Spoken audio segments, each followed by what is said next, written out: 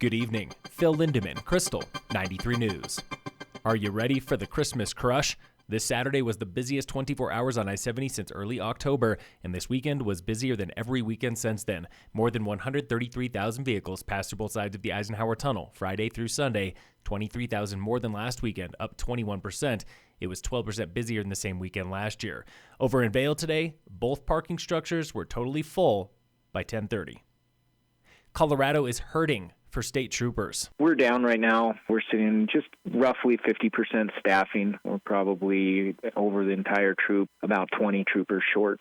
So it's a significant challenge there. That was Captain Jared Rapp with Troop 4C. His 20 troopers are currently covering 129 miles of I-70 through Summit, Eagle, and Garfield, plus hundreds more miles of state highway in Pitkin and Lake. It's almost like whack-a-mole. When you fix one problem, then it picks up somewhere else. In an ideal world, obviously, we'd be able to have a trooper every 20 miles along the roadway. Rapp has spent the past few weeks away from Summit training new troopers because the academy is hurting too. Shortage of instructors. Figure it's probably easier to put myself in the academy and help train as opposed to taking another trooper out of a patrol car. State Patrol is combating this shortage with surge enforcement, focusing more troopers on problem areas like work zones and I-70 through Frisco.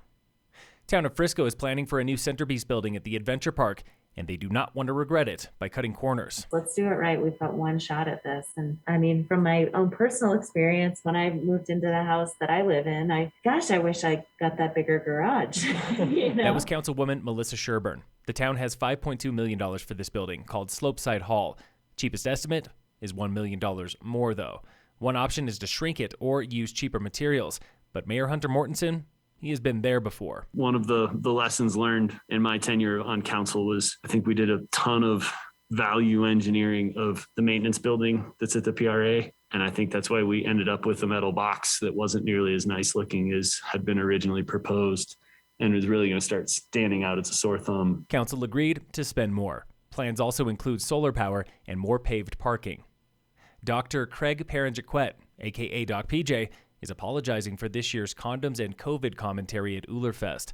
Doc PJ has been handing out condoms at Ullr Fest for years. This year, though, it came with a comment from festival MC Jeff Bergeron saying unvaccinated people should use condoms so they cannot reproduce. That drew backlash from a small but vocal group of locals and then got picked up by a couple right-wing websites. In a letter to the Summit Daily, Doc PJ writes, "I am sincerely sorry for the hurt that resulted, and I respectfully ask for your understanding and forgiveness."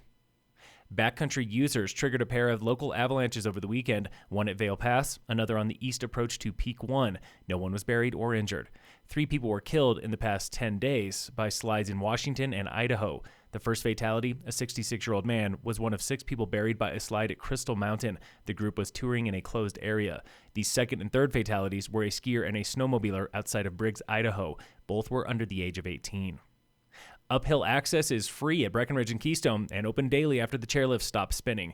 But there's more to uphill travel than just knowing when to go. Today at 5:30 in about 30 minutes, Breck and Keystone host a virtual info session for uphill skiers and splitboarders. It covers routes, safety, and what to do if you encounter a cat after hours.